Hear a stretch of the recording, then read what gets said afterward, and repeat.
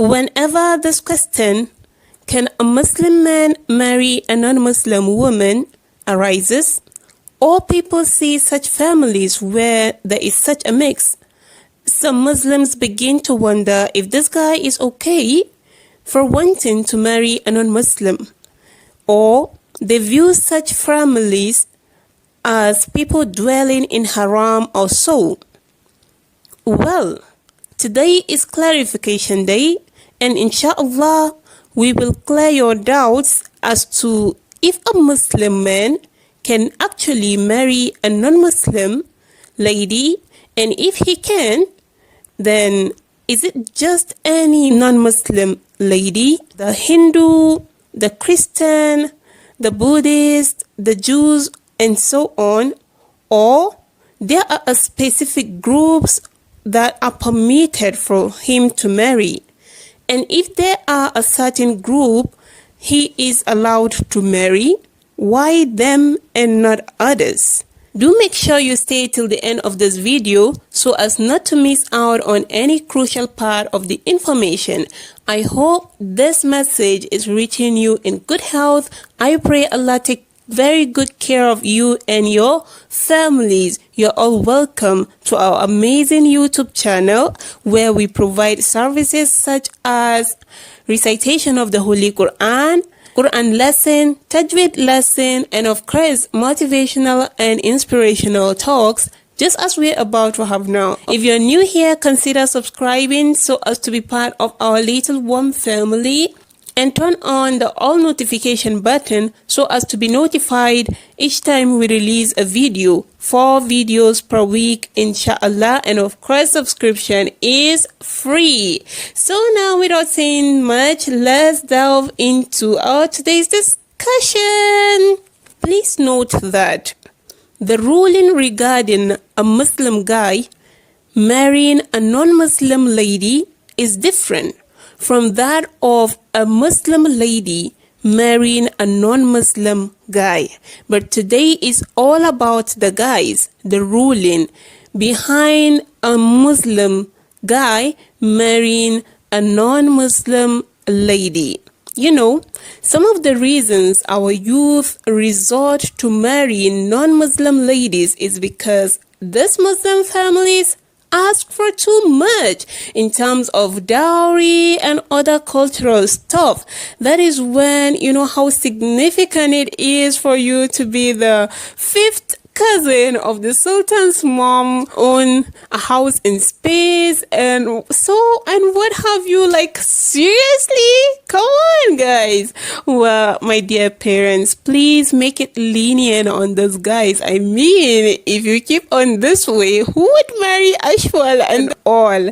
So please, let's make sure to do things according to the Islamic way. Marriage in Islam is very simple. Sometimes though, it is that the guy wants to help guide this lady to Islam, and of course, majority of the time, it is all about ishq, love, mi amor.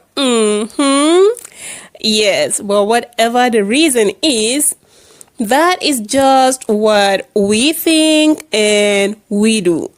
Let's see what the Almighty Allah has said about this so as to make sure we are doing the right thing. At the end of the day, our sole purpose on earth is to worship Allah subhanahu wa ta'ala. In general, Allah subhanahu wa ta'ala has prohibited for a Muslim man to marry a non-Muslim lady. However, to every general rule, there is an exception, and that applies here also. There are only 2 religions on earth that Allah has permitted our Muslim guys to marry from apart from Islam.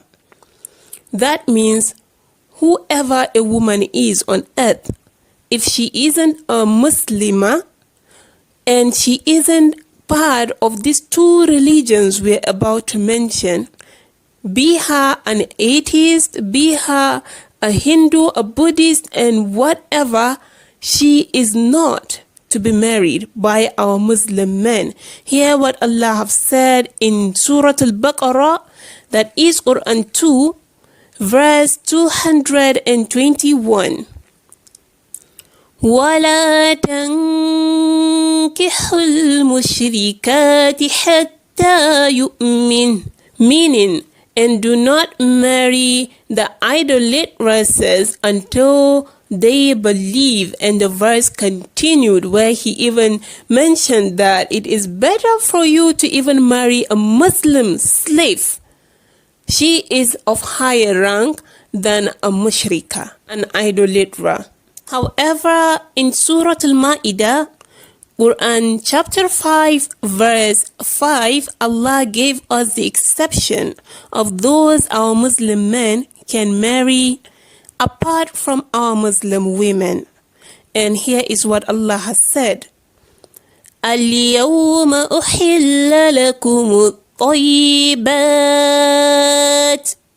وطعام الذين أوتوا الكتاب حل لكم وطعامكم حل لهم والمحصنات من المؤمنات والمحصنات من الذين أوتوا الكتاب من قبلكم. And the verse continued. Surah Al-Ma'idah has brought out a lot of things that are prohibited and that are permissible, and one of the places is where the people were asking of what is now permissible for them, and that is when Allah is saying that everything good is permissible for them, and he went on to specify things for them that are permissible. And that is where we got to this part where he said part of it is that in the chest from amongst the believing women, in the chest from amongst those who have been given the book before you are lawful for you. That is, you can marry both the Muslim women and the Ahlul Kitab, that is the Christians and the Jews. So a Muslim man can marry from 3 religions. He can marry from Islam, he can marry from the Jews, and he can marry from the Christians. That is all. Anything apart from this, be her an atheist, whatever she is, he is not allowed to marry her. The Ahlul Kitab have been given this privilege because of the element of Islam in their books. I do not want to stop here because of the problems and the concerns that come with this whole interreligion marriages. And here is some of what our noble scholars and even the contemporary scholars have to say about this. Imam Malik's opinion on this is the only time a man should marry a Kitabiyya is when they live in a Muslim country or in a Muslim majority community, and that is because the laws of the land would protect the children. Now take the example of the US and co, where when there is a divorce, majorly the custody of the children goes to the mother. You do not want to lose your children in that regard, because whenever something happens now, they would be brought up by the mother, and of course they are bound to follow her faith most likely, right? And during the time of Umar radiallahu anhu, he seriously was against a Muslim man marrying a non-Muslim woman, not because it's haram or anything, but he highly discouraged it because he said, if our men keep on going outside to marry the non-Muslims, who is going to marry the Muslim women? And that is true, especially even nowadays, now that women are more than men in population. To our contemporary scholars, people like Dr. Khalid Abu al-Fadil, he is an Islamic scholar trained in Islamic traditional science, though of course he lives in the modern era, right? He lives in the USA, and he has published a lot of books and articles. And on his website, he has talked about the issue of interreligious marriage. You would find articles there. The website is scholarofthehouse.org. He has spoken about the practicality of this interreligious marriage, where he highly discouraged it because he said throughout his many years of living amongst them, what majorly happens is the children get to pay the price. They got to be stuck in the middle. They behave elastically when it comes to their religion. They kind of want to lean towards the mom, and they still want to lean towards the dad. And at the end of the day, they neither choose Islam nor Christianity. They are not really practicing either of the religions to the full capacity. And at the end of the day, it's a loss for the ummah, right? So yes, this is what happens. And there are a lot of disadvantages to this, actually, not just to the children, but even to yourself as the man. I mean, we all want to improve in our religion and in every aspect of our lives.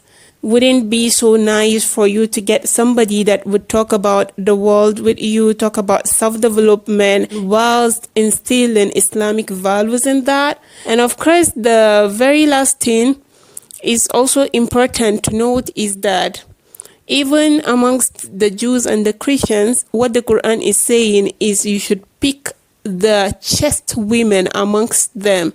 Do not go and just find girls from the nightclubs and so on. You need to get virtuous women amongst them. And of course, I was listening to, is it Yusuf Estes, and he said, who in her right senses, a religious Christian or a Jew, would want to marry a terrorist?